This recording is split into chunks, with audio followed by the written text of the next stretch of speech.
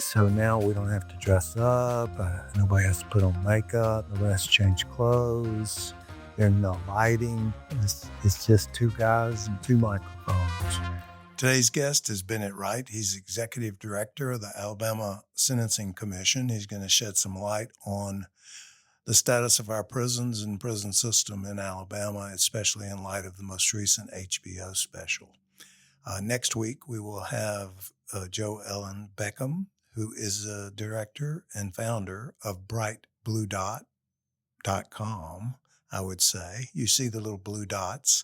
She's going to be a guest on our show and talk about what she does and what she's trying to accomplish to engage people in dialogue and discourse between each other, even if they agree to disagree. Please join us.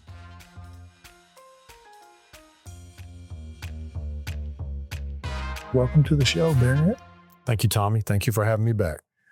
Yes, when he says back, he's been in the video version of my attempt to spread the word about anything I could spread the word about. And so now we don't have to dress up. Nobody has to put on makeup. Nobody has to change clothes. There's no lighting. It's just two guys and two microphones and Tolly. Thank God for Tolly. So I trust it's safe to say that you've seen the abhorrent documentary by Mr. Jarecki on the Alabama prison system. I've actually not seen the entire thing. I've seen clips and pieces, but I have not seen it in totality. Well, to be candid, no offense, Brother Jarecki,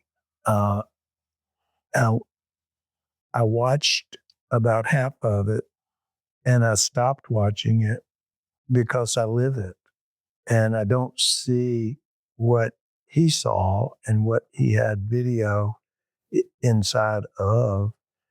But I also hear the stories of clients of mine that have gone down, and those were extreme examples. I don't think, I'm not going to say our prison system's in not as bad a shape, because it is. It's been under the scrutiny of the Department of Justice, and I use that expression loosely because it's like the blind leading the blind. I don't know. Do we still have a Department of Justice? They seem to be struggling themselves, but that's another show. I won't throw you in there. No, but sure, the Alabama Department of Corrections is involved in multiple lawsuits currently, some in the Middle District in federal court and some in the Northern District in federal court as well. Do you have a role in the Sentencing Commission as a executive director of Sentencing Commission in any of those documentaries or lawsuits? I'm not. I have not been subpoenaed. I have not been formally interviewed. So I generally just speak on Alabama's historic troubles with its prison system and its current struggles with the prison system, which are varied. And it's not just Alabama. I would say every state has some struggles with their prison system. Alabama has historically struggled for a lot of different reasons with its prison system. Such as? So Alabama... Money being one. Money. And money was one of the driving factors. Alabama was initially sued in the 1970s. And the initial federal trial judge was the infamous Frank Johnson. Yeah, great guy. Great judge. He was initially on that case. When he ascended to the appellate court, he came off that case, but Alabama 50 years ago was in federal court on prison conditions. And so this is a problem that Alabama has really struggled with, and just kind of set the table. I think what people don't remember is Alabama has not kept up pace really with the rest of the country in terms of building facilities. And in the midst of that litigation, which began in the mid-70s, wasn't resolved until the late 80s. That was the last time that Alabama floated bonds to construct prisons. So roughly 40 years ago, Alabama floated bonds to build prisons. To build Bibb County, it's our newest prison. It's almost 40 years old. Well, Bibb was actually constructed in 1998. So 20 No, it's Almost 30. 7 years old. 30. Almost 30. Almost 30. But Bibb is the newest prison in the state. There are a lot of Alabama's Almost 30 years old. Okay. Correct. There were the bond I issue. went to law school. Can't do math. No, that's the actual bond issue in the 1980s. There were a lot of Alabama's facilities that came online in the 1980s, which over 40 years ago, but we still have prisons online that were built pre-1980s. Well, Atmore. That's one. That's right. Holman. That's right. Kilby. Tutwiler. Tutwiler is abhorrent, I'm told by my female clients that have to go through before they get to the annex. They get to go to the original spot. I've not been down there in quite a while, but apparently they've built an annex. It's a little more tolerable. Well, I think what we've learned is, how do we fix the problem? We're using COVID money to build two monstrosities that have been under construction since COVID, practically. One monstrosity? Correct. One in Elmore County? Correct. So we were building two of those. Well, so the Alabama legislature passed a piece of legislation in 2021 that requires the state to not build one or two. It actually requires the state to build three. A lot of people, just like a lot of longer pieces of legislation, it wasn't voluminous. It was about 30 pages. But in 2021, the Alabama legislature passed a law that requires the state to build two 4,000 bed male facilities and to replace Tutwiler. A lot of people just didn't pay attention to the piece in the legislation that requires them to construct a new Tutwiler. That piece of legislation also requires the state to close dedicated prisons in the state, and it names them, including St. Clair, including the other facilities in really Elmore County. And it really takes a staged approach in the legislation. The actual first stage is the construction of the 4,000 bed facility in Elmore County.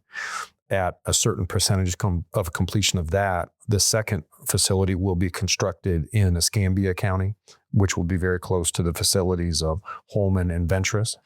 And that at a certain percentage of completion of that, the Tutwiler portion of that legislation will take place that requires the state to replace Tutwiler. Well, I'm 74. I don't think this is going to happen in my lifetime. When was that legislation passed? 2021. And so it's 4 years. It's 4 years. Put it right next to the medical cannabis bill. One day there'll be a dispensary in Avondale. Well, so one of the things that you mentioned is that the price from the initial quotes have increased drastically. The construction cost on the new facility in Elmore County is roughly $1.2 billion. That will be a 4,000 bed facility. And so the question always was and always is money, right? So how did Alabama get there? Alabama used $400 million of COVID relief money to apply towards the initial $1.2 billion. There was a lot of conversation. No, it was a third. There are a lot of people that question the validity of that, but that was clearly legal under federal guidance from the Biden administration that COVID money could be used for the construction of correctional facilities. That same bill altered the composition of an existing finance authority board, and that legislation gave them the authority to float about $600 million worth of bonds as well. So the state used $400 million of COVID relief money. They gave the authority to that finance authority to float the $600 million in bonds. And so that was the initial monies needed to actually get the construction going in Elmore County. It's always an ongoing topic of conversation in Montgomery, right? About how's the state going to pay for the next phase? How's the state going to pay for Escambia? How is the state going to pay for the new facility at Tutwiler? That will be an ongoing conversation with the governor's office. Well, Well, there was a provision 2 years ago, I believe, if I'm not mistaken, that would have exempted out lottery proceeds from going to the general fund. That it would have required any proceeds from a lottery or gaming to go towards the education trust. So, I think the education and lottery proposals are hot topics in and of itself. But then when you mix and mingle, especially the prison system into that, that always yields some pretty hot reactions about what any revenues from a lottery or gambling could or could not be used for within state government. Exactly. So we're at 26,000 inmates or so. 22,000 right now. 22,000. And in a perfect world, if everybody had a bed, we should be at what? Well, that's another hot topic of conversation. We could probably do a whole separate show on that. I think so. Alabama's trajectory with its prison population in around 1980, when Alabama went into federal litigation, we had 6,000. Inmates. When we emerged from federal litigation, we had doubled it. So one of the things I was caution people, everyone says, surely you can't increase your prison population while you're in federal litigation. Sure you can. Alabama did that 45 years ago. We doubled it in less than a decade. So I think some people start under a false premise of, they talk about things of that which they don't know, saying, you can't do that. Sure, you really can. It's just a matter of, are the courts going to bless the plan that you come out of the courts with? So Alabama went from 6,000 inmates in 1980. At the end of the federal litigation, we were at 12,500. By year 2000, we were about 21,000. So our multiplier is like 3.5 times in less than 20 years. Pretty explosive growth. We got up to 27,000. Alabama's prison population is down more than 5,000 inmates right now than it was at its kind of zenith period in terms of population of 09, 010, and actually 11. Yet the budget has never cost more. And that's counterintuitive to a lot of people. We have thousands fewer inmates in prison, yet the budget is astronomically higher than it was at the point at which we had 27,000 inmates. And that's generally the point once people start peeling the onion back and realizing that fewer people in prison doesn't mean less money. An already complicated situation becomes even more complex from a political angle, from a fiscal angle. It becomes really, really difficult to move the needle when people realize fewer inmates does not mean less money because of the situation, because the whole Alabama dug itself into for 40 years. Well, is some of that increased medical expenses, increased food expenses, or more money for the prison correction officers? That's all of the above. All the above. So when you talk about staff and when you talk about the salaries and fringe benefits given to staff, the actual amount of staff, Alabama typically has been one of the more understaffed prison systems in the country. So this idea when people say, we don't have to have as many officers, well, Judge Myron Thompson in the Middle District ordered Alabama to hire 2,000 officers, more officers. And that's even with a depressed inmate population. So the idea about... Did they? They're trying to. It's not exactly a job a lot of people want to have. Right, correct. Which is one of the reasons that Governor Ivey gave a pretty substantial pay raise to all correctional officers a few years ago. Well, with that pay raise comes with, the fiscal note on the other side of that is substantial.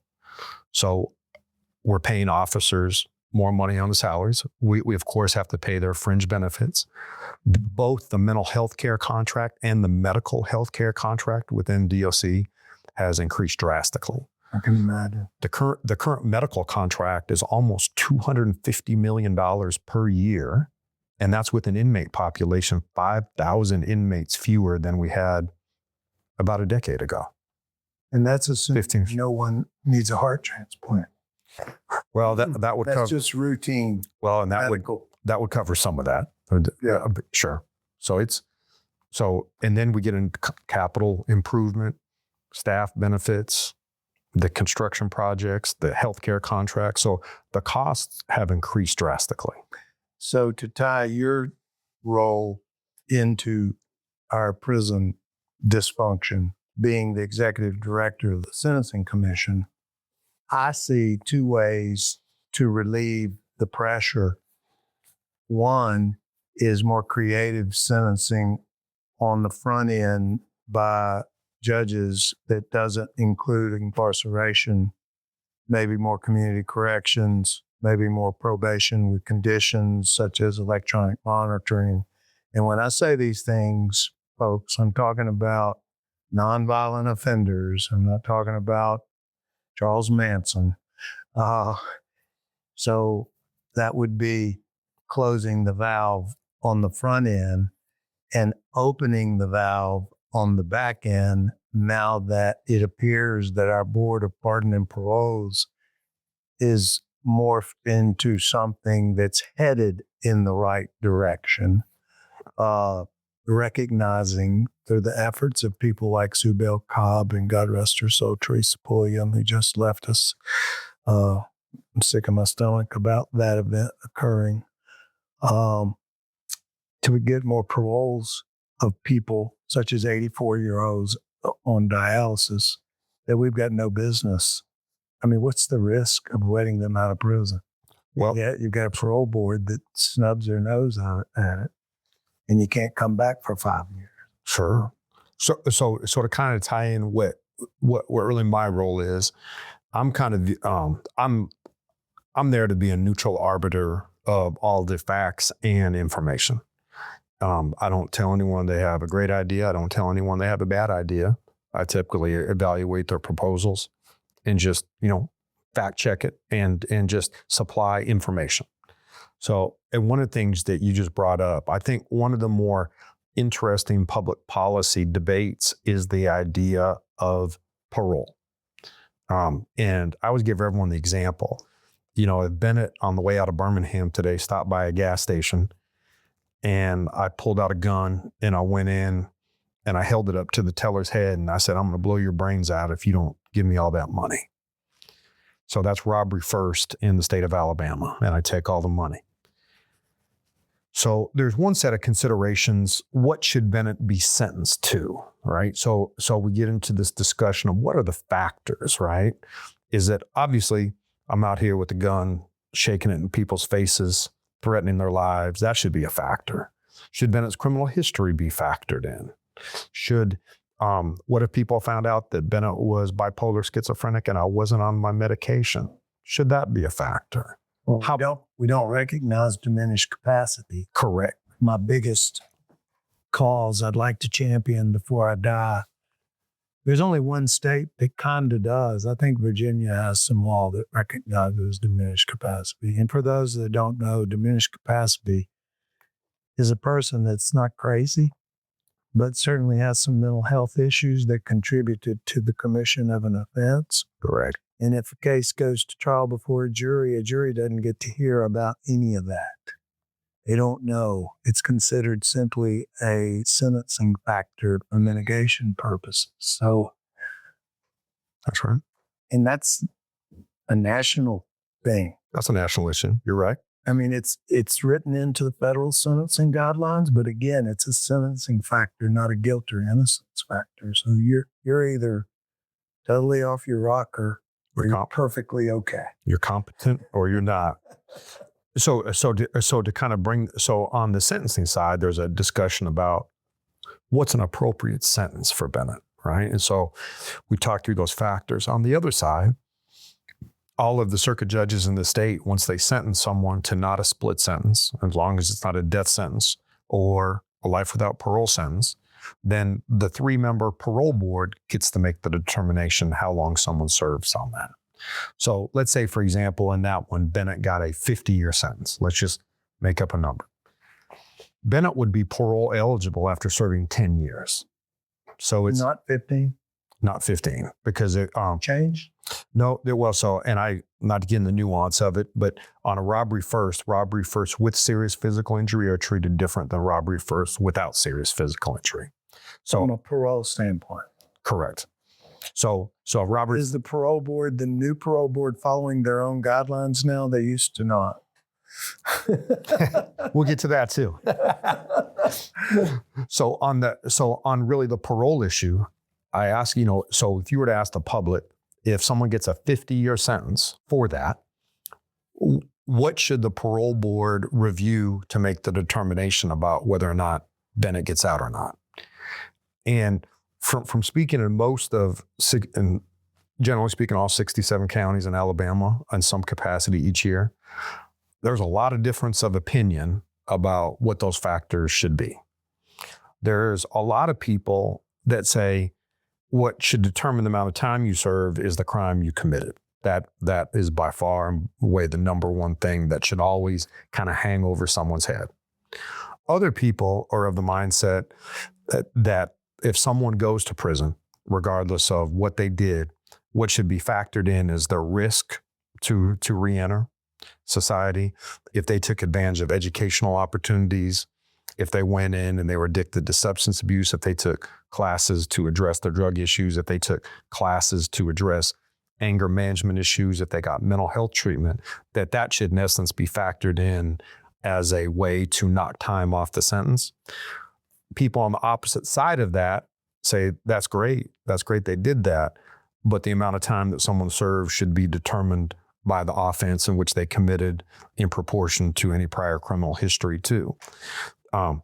There isn't, and typically those are the main two camps. And I'm really not saying one's right, one's wrong, but they are definitely opposed to each other from a philosophical point of view in evaluating someone's candidacy for parole.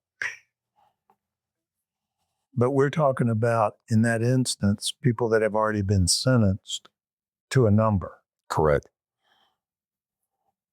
So we also have to get judges who are elected officials to get their arms around sentencing factors that lessen, in the long run, the prison population on the front end.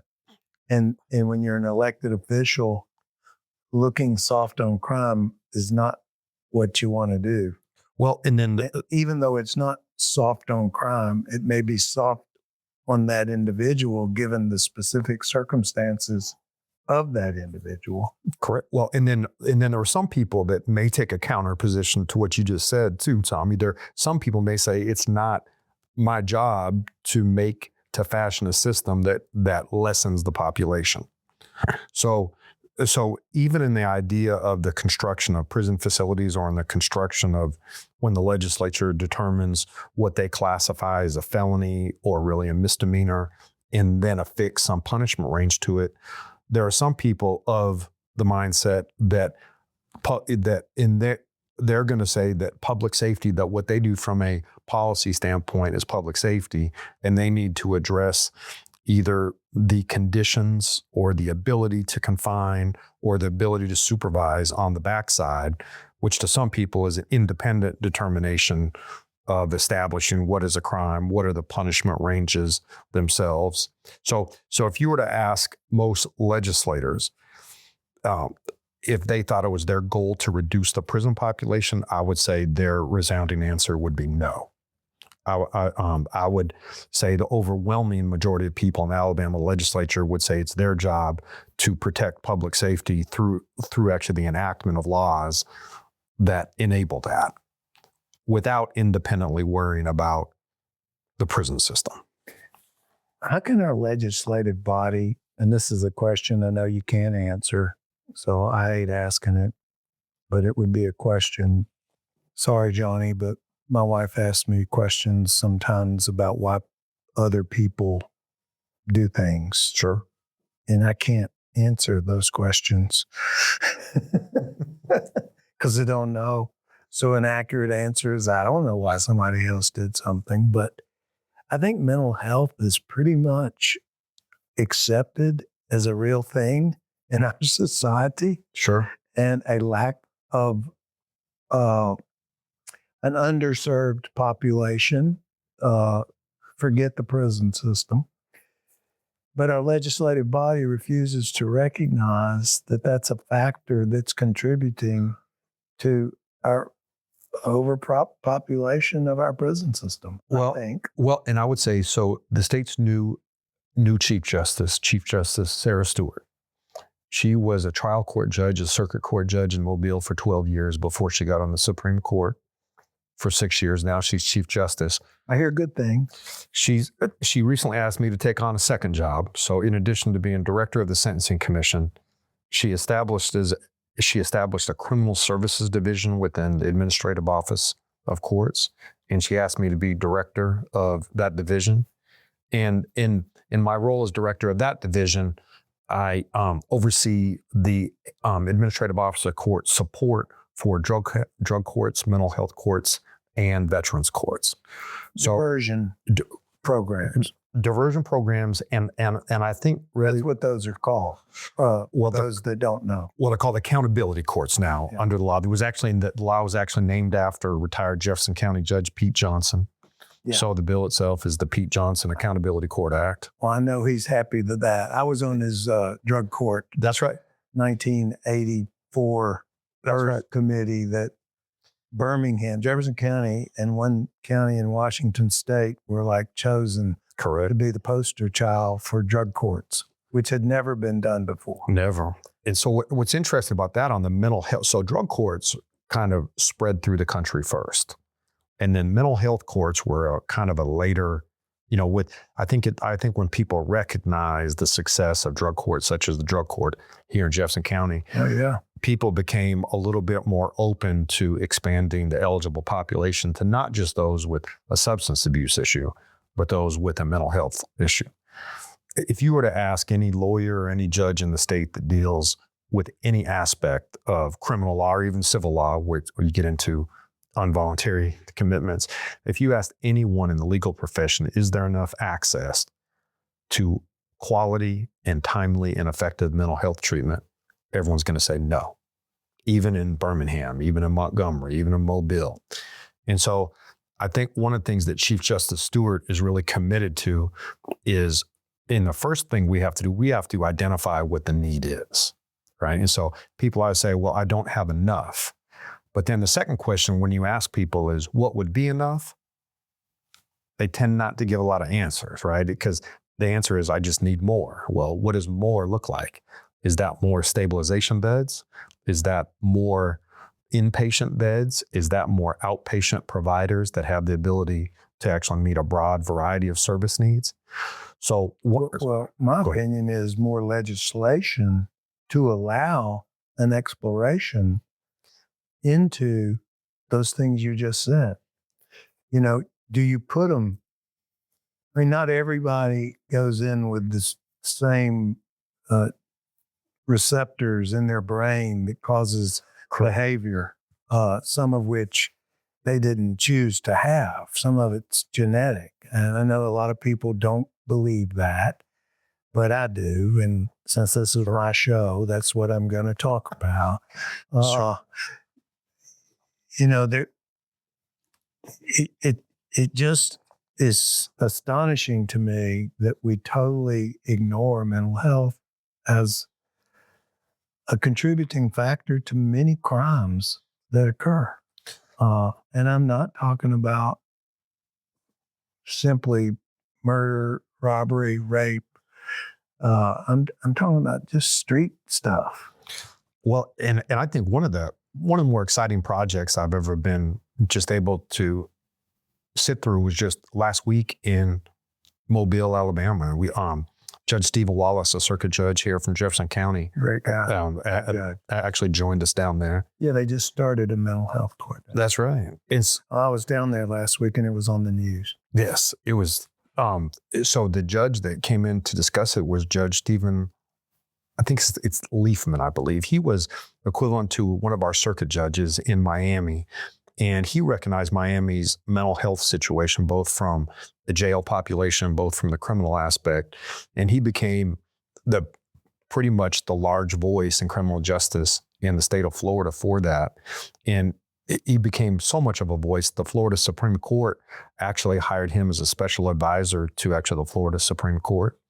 And over the last 10 to 15 years, Florida has rewritten, attempted to rewrite, and completely updated their mental health provisions in the state of Florida to try to model what they'd done in Miami. That's pretty progressive for the state of Florida, which is not progressive in a lot of ways. What they did in Miami was transformative, but in order to do that, everyone has to be on the same page, right? You got to have the mayor, the county commission, the city council, the judges, the district attorneys, the public defenders, police department, sheriffs, the providers, all right?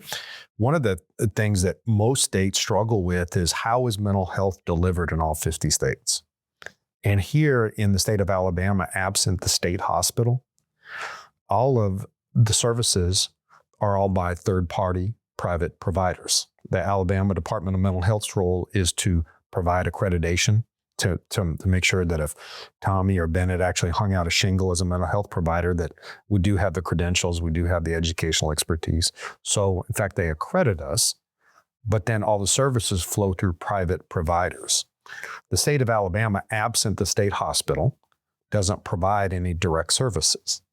So what that sets up is there are areas in the state of Alabama where there is no accredited mental health services.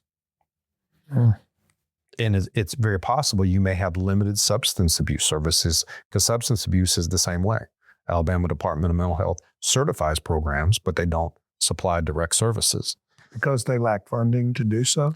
Or people that are willing to go and execute the program? I would say it's probably a little bit of both. Mm-hmm. And because if in fact the state was to be in charge of that, we'd have to find quite a bit of money to actually hire state employees in all 67 counties, whether it's office-based services, et cetera. We also have workforce issues. We got people that don't want to work. And as a baby boomer, I accept responsibility for having created some of them. I'm not including my family. Sure. But it's amazing to me. Sure. That there are a lot of 30-plus-year-old people that just don't have a work ethic. Get up, go to work, go home. Well, and one of the things... Go out to eat occasionally. Occasionally. Go to bed, get up, do it again. I don't know. You know, one of the things that you brought up earlier, I think criminal justice is probably the last core function of government that's really come around and pivoted towards the idea about assessment is important, right? Well, Shakespeare wasn't kidding when he said, let's get rid of all the lawyers. It was a compliment, in my opinion, because we're the only ones that cared.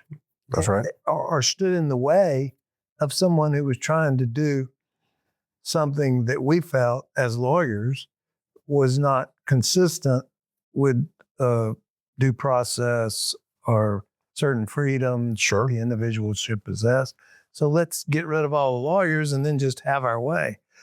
I hear, and I think this is an accurate number, and I know at least 2 of them, probably more, we only have like 5 or 6 lawyers in our state legislative body. There's more than that. There's probably 5 or 6 in the Senate, maybe. Okay. And then there's also many more in the House. Okay. But I feel better. It's a little bit better. It's really not a huge number, though. It's actually not a huge number of lawyers. So they write legislation that's not with the aid of lawyers, though. With the aid of lawyers. That's not always the paradigm of clarity. So, and that's where the next branch of government comes in.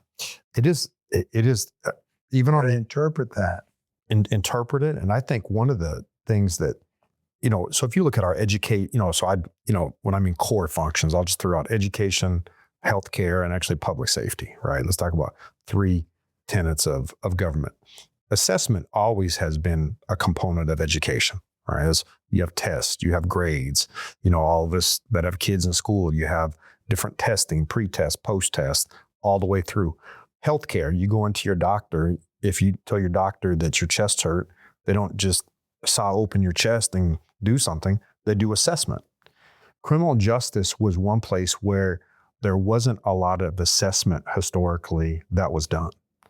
And I think one of the things, to kind of your point, Tommy, is that we ask classically trained lawyers to all of a sudden become medical professionals. Or social work. Or social workers, right? And so I think that is, we're trying to pivot away from that. I mean the country. The last 20, 30 years, there's been more of a push towards, if someone comes into the court system and exhibits, they may have mental health issues, they may have substance abuse issues, they may have these gaps that exist that may be contributing factors to why they committed crime. If we can assess what those are, and then we can try to fix some of those gaps. Yeah, but just like with the origins of the drug court, you're taking an adversary system and shifting the focus away from being adversary. Correct. To working together toward a common goal to restore the individual. So it is a restorative justice Sure. Concept. It is. And it's just not embraced by a lot of people because they're very shallow-minded when it comes to crime. Lock them up, throw away the key, without regard to what may be the underlying causation, which needs to be addressed. It's just like the drunk driver. They keep ratcheting up the penalty on a drunk driver. Finally, they came around to legislating diversion for first offenders. Right. But, in Vestavia, I was doing that before it was even legislation. I called it just plea negotiations and encouraged my prosecutor, Michael Trucks, it's a first offender. You don't want a guy to lose his job. He's got 4 kids to support because he lost his license because he got a first offender. That's right. A DUI. Let's work out something that addresses the underlying issue. That's right. i.e. drinking and driving. That's right. Or even alcoholism. That's right. But you can take an alcoholic, and if you don't address the underlying issue, That's right. whether it's genetic or behavioral, or he's going to spend 10 years in prison, and he's going to the bar the minute he gets out of prison, in my opinion. That's just my opinion. And that was traditional United States criminal justice. It was either incarceration or no incarceration, but no remedy for what to do with the underlying issues. And that's why I think as a country, we got pretty bad results historically with criminal justice. It was either punitive incarceration or Old Testament, or no prison, but with very little match services. And then we were shocked with actually reoffended when they actually reoffended. Yeah. You got to keep a close watch on those individuals. There's so many different components to the mental health. That's right. You do have the receptors in the brain that are susceptible to a lack of serotonin or whatever things happen in our complicated structure that God created. That's right. It's just fascinating to me. And we have to acknowledge that can be a reason that something horrible happened, even the death. That's right. Because a person may put himself in a situation because he's schizophrenic or whatever that he would never put himself into. That's right. Without the mental health component. And as a consequence of being in that bad situation, somebody gets shot in a gunfight or something. That's right. But the original problem was that person suffering from that mental health disorder being in that place at that time where that behavior occurred as a consequence of the drug usage or the whatever. That's right. That underlies it.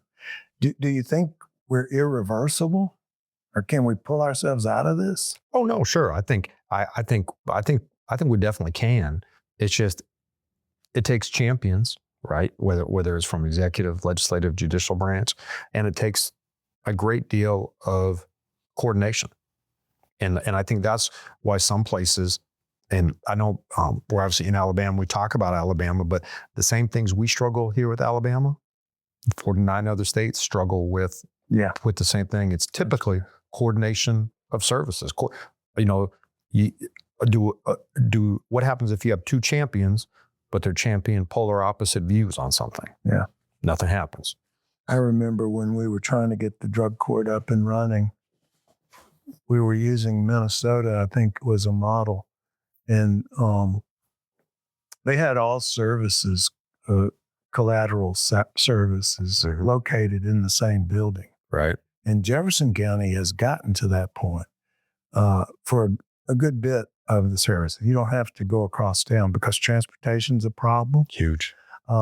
Especially in the state of Alabama that has no mass transportation system that works. If there one exists at all, it's certainly not statewide. We're doing better here locally, but not everybody has Uber. You can't get Uber in Eva, Alabama, That's for example. That's right. Well, any parting words you'd like to share with us? If you had a wish list of what you'd like to see happen amongst our population that can help expedite getting to a solution to the problems we've been talking about today? Well, I think if everyone would be willing to sit down and have conversations such as the conversation that we're having, I think when most people sit down, even on issues like this, they'd find majority of the views they have are consistent with other people. But we tend to get wrapped around the axle on everything we don't agree on. And so rather than finding out ways to embrace or expand upon the areas where we do have common ground that could improve the system, we kind of ignore those areas and we retreat to our adversarial positions on both sides of an issue, and people tend to shoot at each other from both sides, from the fringes. Yeah. Where in essence, most people have some common ground in the middle. No one wants to be in fear of their lives in their communities. And at the root of it, a lot of people agree on incarceration for a certain subgroup of people. A lot of people agree on probation for a certain subgroup of people, but we tend not to talk about that. We just talk about the areas that we don't agree. And those conversations, I think, lead to further divide that make any advances in policy very, very difficult. Yeah, well, we need to start and keep and ramp up talking to each other. That's right. Amongst ourselves, legislative body, the entities you have access to, Supreme Court justices, the governor, the funding, all of that stuff, where you reach what I call paralysis by analysis. That's right. So nothing happens. That's You right. get choked up. Well, I appreciate you coming up and spending some time with me. I've been talking with Bennet Wright, who's the executive director of the Alabama Sentencing Commission. He's a good friend of a lot of my friends, but he's always willing to talk to me from a perspective that, I wake up, come to work, phone starts ringing, and you're just putting out that fire day after day, but you miss the big picture. We got to communicate. We got to educate the public in an effort to hopefully eliminate some fear, to allow for some alternatives to incarceration to solve the problems that we're having. And I'm not that big of a liberal, although I'm pretty liberal. I do think some people are just no damn good and they belong in prison. So I do agree with that. Thanks for being with us today. Thank you, Tommy. Thank you for joining me today on The Real Truth. My name is Tommy Spina. I hope you enjoyed today's conversation. I hope you will follow or subscribe to my podcast and listen in to the next episode. If you found it valuable, please take a moment to rate it and review it. It helps us to reach more listeners that care about the issues that matter. Share it with a friend. Stay engaged and remember, the truth matters. I'll see you next time.